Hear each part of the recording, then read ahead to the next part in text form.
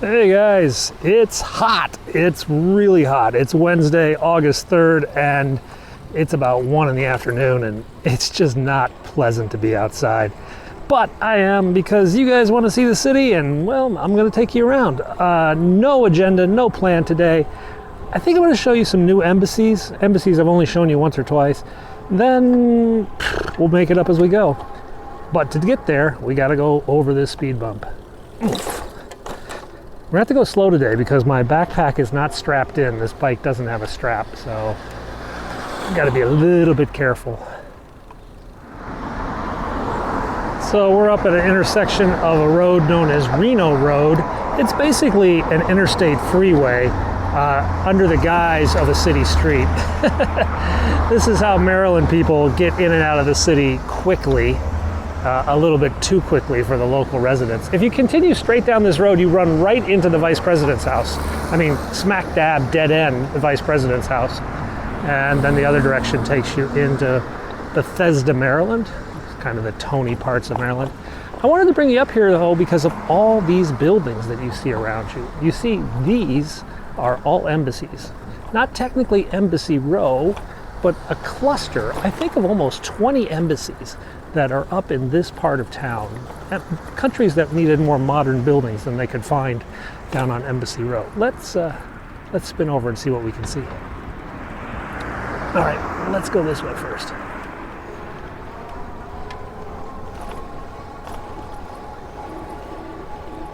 Secret Service on guard. Consular section, Embassy of Pakistan. So that's the Pakistani embassy and consulate. Remember I showed you the old Pakistan embassy downtown. And who else do we have back here? I think Egypt might be back here. A lot of Middle Eastern countries back here. Yeah, this is the Embassy of Egypt on my right. And across, is that Kuwait or Dubai? One of those. Embassy, United Arab Emirates. And this is Brunei, the Sultan of Brunei's embassy.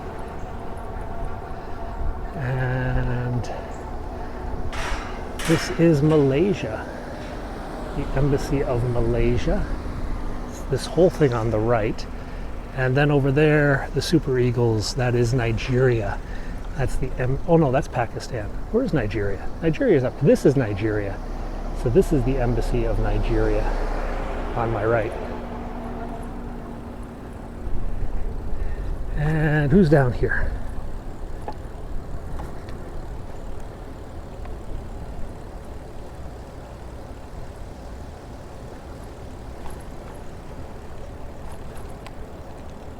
So that's Egypt. And down here is, I don't know, another embassy. Embassy of Austria. So that's the Austrians.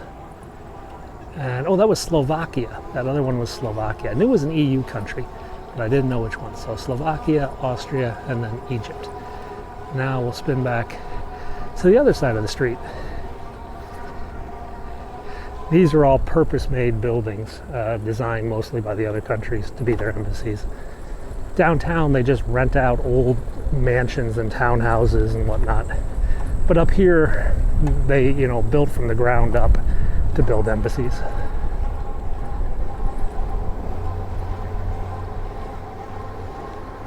All right, let's cross the street here.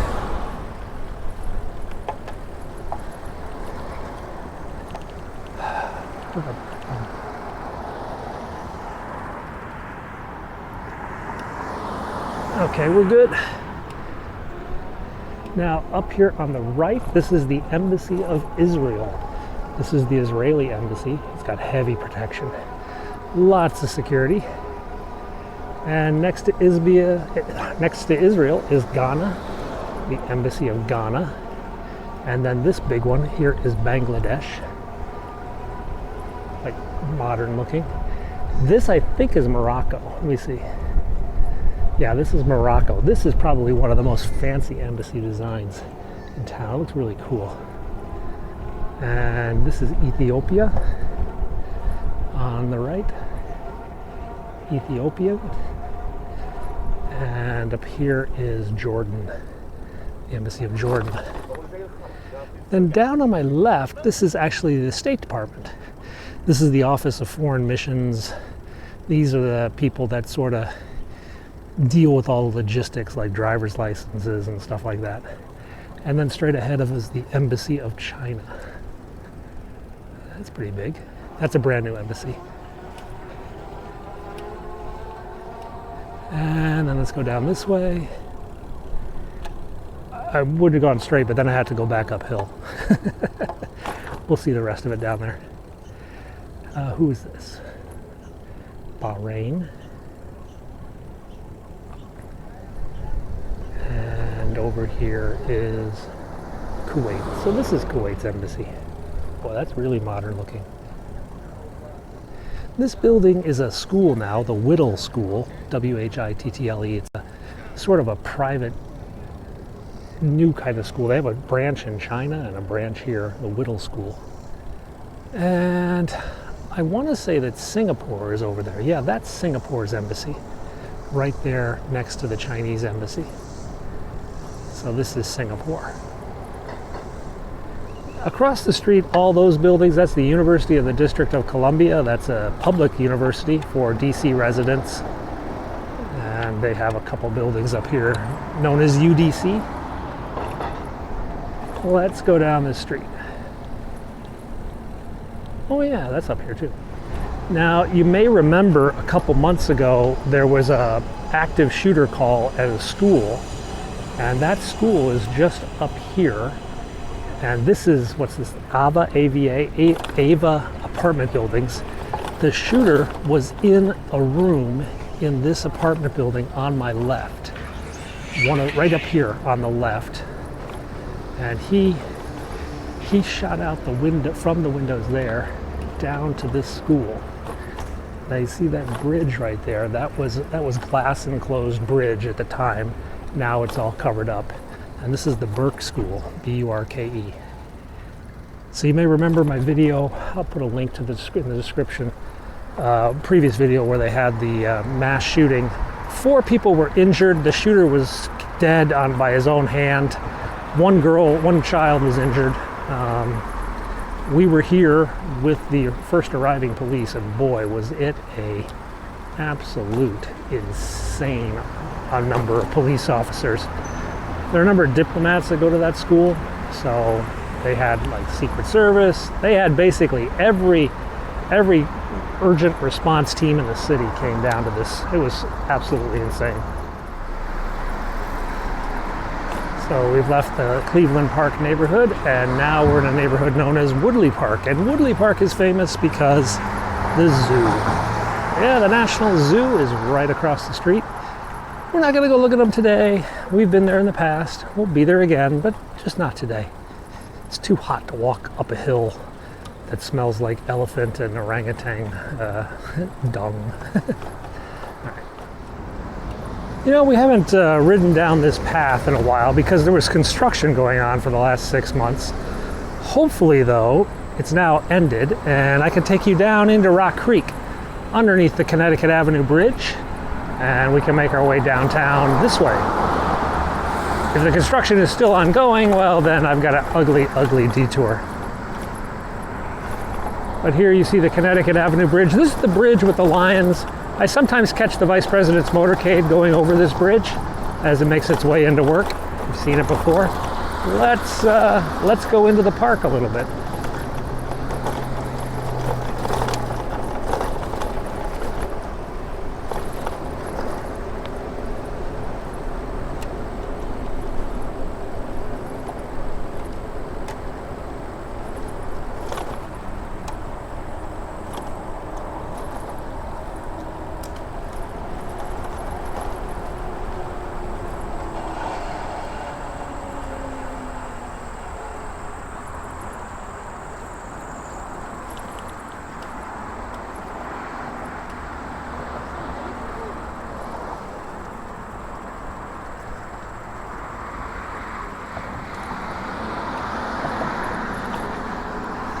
So this section of Rock Creek, the bicycle path would often flood.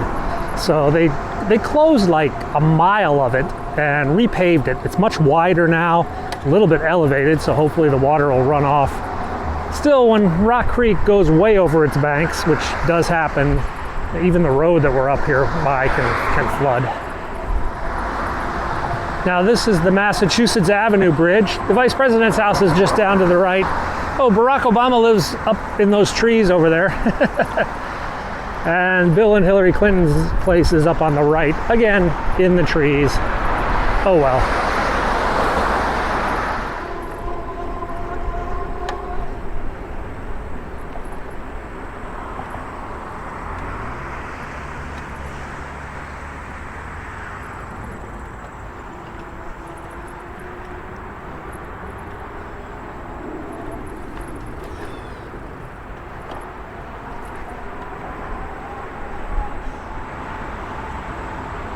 Now this bridge is famous. This is Buffalo Bridge or Dumbarton Bridge, but it has the heads of Indian, Native American headdresses carved into the side all the way around the bridge on both sides. It's pretty cool.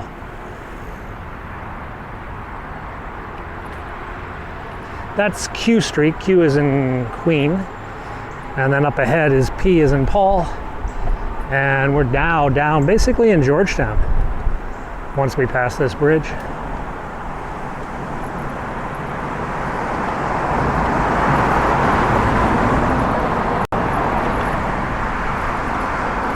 Ooh, hot.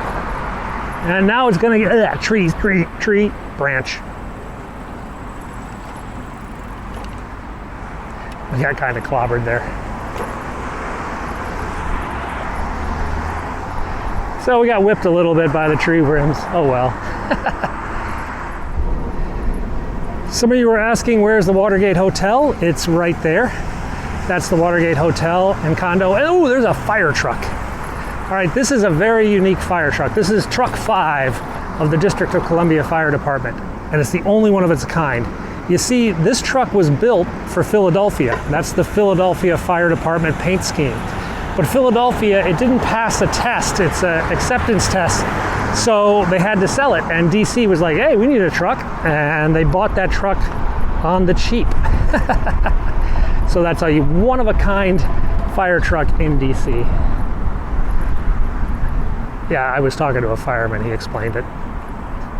But for those of you who follow fire department paint schemes closely, and I know there's a lot of you, you'll notice that's the Philadelphia paint scheme. All right, there's the Watergate Hotel. Someone was asking if the Safeway is still in the basement. I don't think it is, but I think there is a grocery store. I just don't think it's a Safeway anymore. I don't know, I haven't shopped there in a while. Over there is Teddy Roosevelt Island. I'm due to take you guys out there soon. I haven't taken you out to that island in a while. It's been a few months. So we're gonna go out to Teddy Roosevelt maybe later this week. Maybe later this week we'll spin over there. Ah, this is a nice, smooth bike path they just rebuilt underneath the Kennedy Center, which is right up there.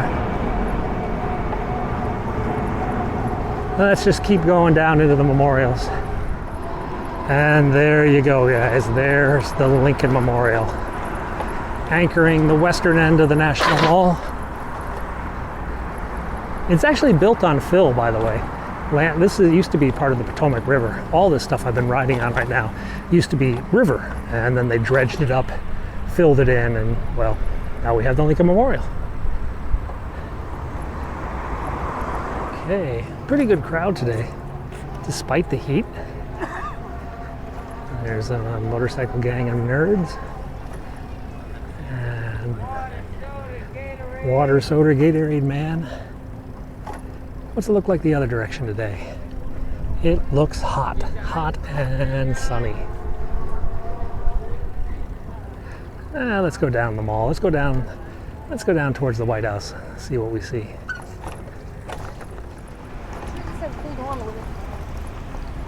Okay, on to the grounds of the Washington Monument, where the big clouds are blowing.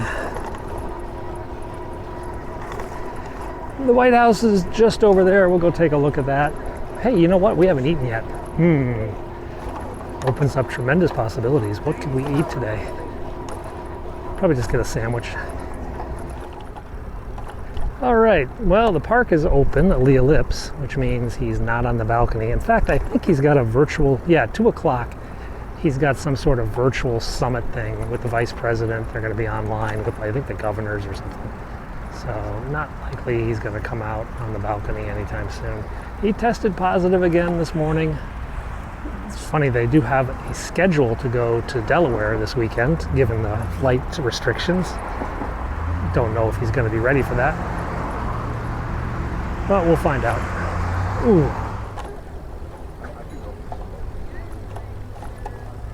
Okay, here was 2 people on a scooter built for one. About to crash into me.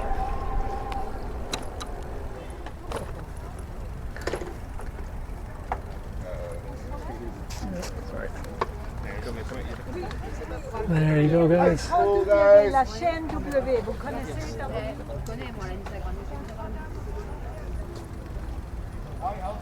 Pretty quiet. Let's go around the north side, see who's protesting today. And back once again through the gauntlet. Made that one all right. And that one. No protesting today. Looks like a tour group all in the same t-shirt. Makes it easier to track them. In case one of them gets lost.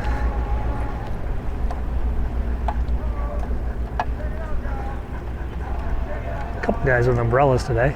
Umbrellas seem to be the accessory of choice on a sunny day like this.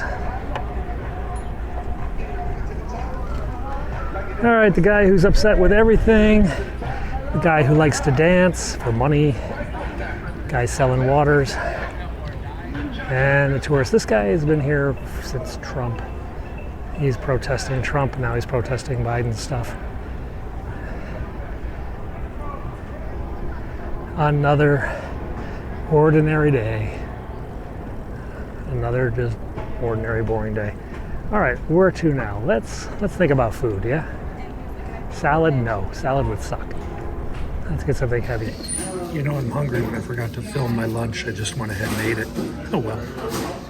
All right, well, that was a very quick sandwich. So quick I couldn't film it.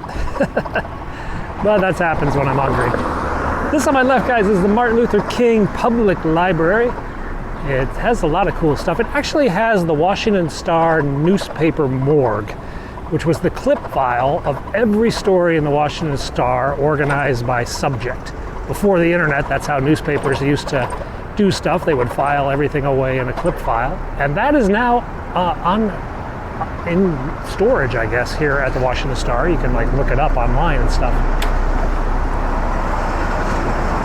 Basically, it was the internet before the internet existed. All right, let's go down this way. And I got a red light. Not for me, though.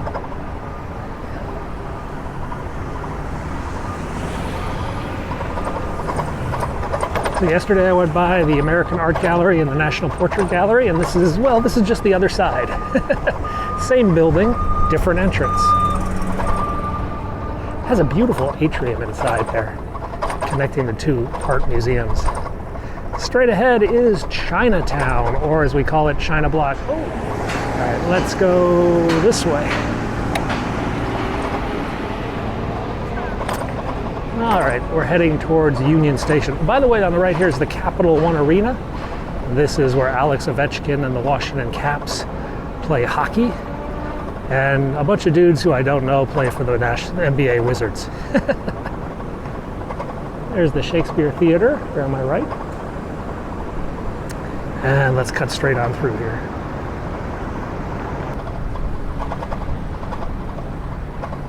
That red brick building I've shown you before, that's the National Building Museum. It's a museum of architecture. It used to be the pension building for the Civil War pensioners. All the veterans and their dependents were given pensions from the people that worked in that building. It's a gorgeous building on the inside. I've shown you that once or twice. If you come to DC, it costs $10 to visit. If you like architecture, it's a must visit. If you like really pretty buildings, it's worth $10.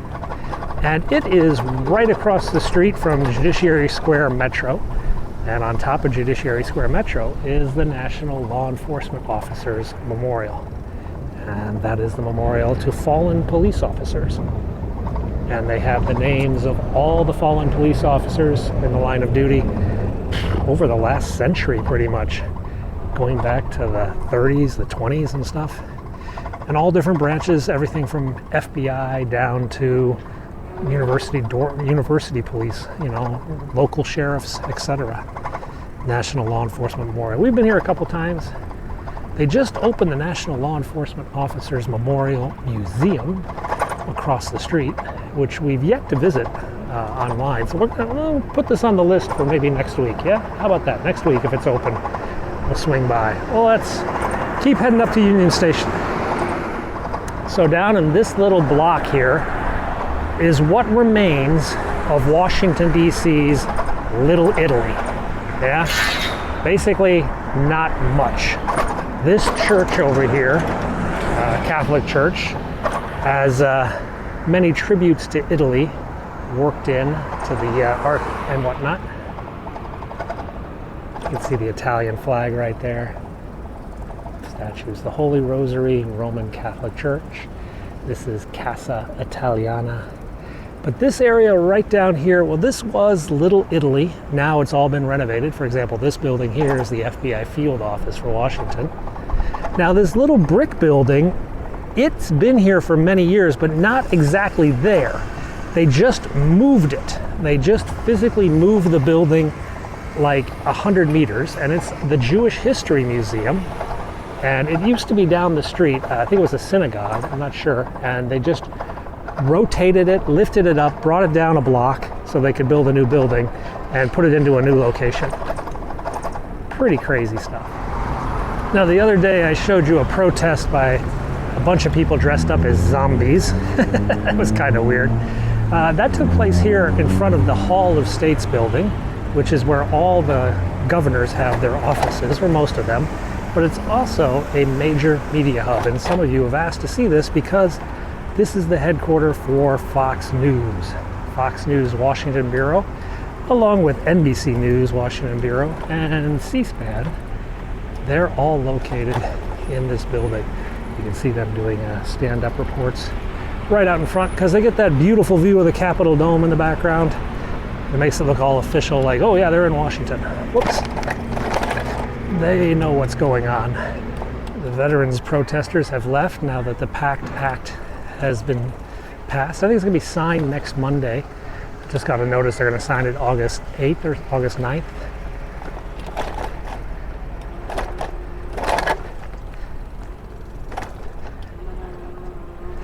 Let's go up here and see what's going on. See if we see any diplomatic tags. Any cars with diplomatic tags? No, not right now. Maybe they're not voting, or maybe they already voted. Or they won't let the ambassador in. Here comes one of those Suburbans. Capitol Hill police guards. Hey, I thought I saw those guys at the White House a while ago, those same shirts. One of you wanted to see what the Supreme Court looked like? Swing right over there, because the Supreme Court is right across the street from the Capitol. It's still fenced in, but the roads have been reopened, so you can now drive around it again. The justices are gone, basically. Their summer vacation. We're seeing news reports of justices giving speeches in other cities and at law schools and whatnot. In the old days, the Supreme Court justices would go out to the circuits, the appellates circuits, and sometimes even hear cases out at the appeals courts. I don't think they do that anymore. Let's catch the light.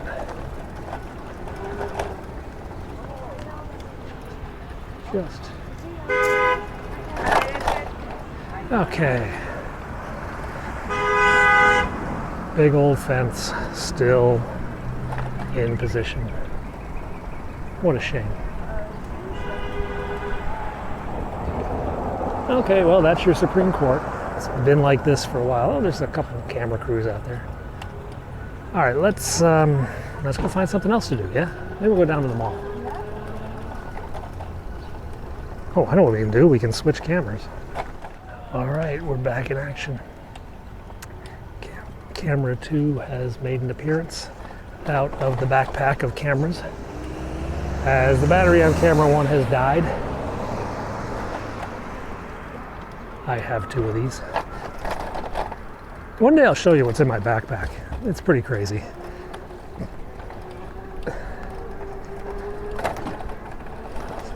Thor holding up the Capitol.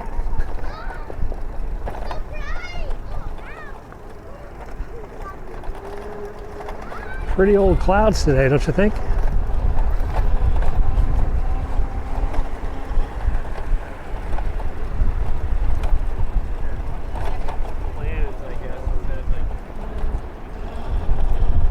Everybody's doing the hold up the Capitol thing. I guess I gotta get my selfies. Now the House is in pro forma session at 3 o'clock. That's in about 15 minutes. And they'll probably adjourn at go in at 3 and adjourn at 3:01 after they file all the paperwork that's necessary. So certain things can't happen unless the House is technically in session. Bills can't be referred to committees, reports can't be filed, etc. So by going into session for, well, even just a minute, they technically cover that requirement, and they can move all the paperwork, and legislation can move around internally, even though the congressmen are not here. Trust me, there's a lot of weird paperwork that goes into getting a bill signed. I mean, it actually takes a couple days of printing and parchment and signatures and all that to get a bill from the Capitol after it's passed to the White House for presidential signature.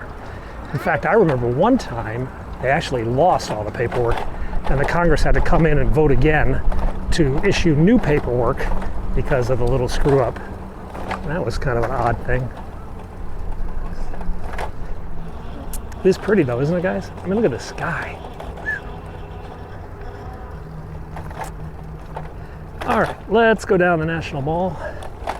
Well, we'll give you a close-up look at the big repair project.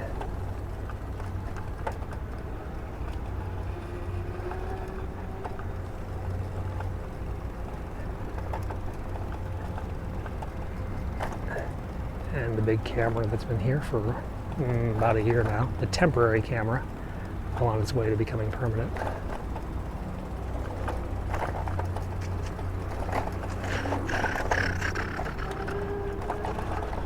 It's not that bad, except it's also cobblestones, which sucks. Hey, that's the fountain. Remember I showed you inside that really cool fountain in the art gallery? Well, that's the top of it. That's the water that goes down between the two. Oh, they brought out police today. DC police are on the scene today. The 1776 movement is down here on my right. Someone told me that they have been sort of put on notice that they can't sleep out here. And if they get caught sleeping, their cars will be towed or something like that. So they're talking about heading back to West Virginia, where conditions are more favorable for them.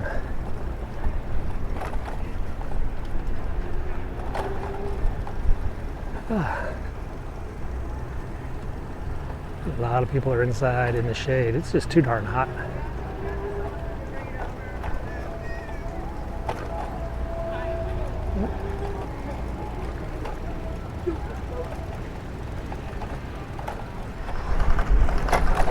I am on the National Mall on a bunch of stones, and boy is it hot.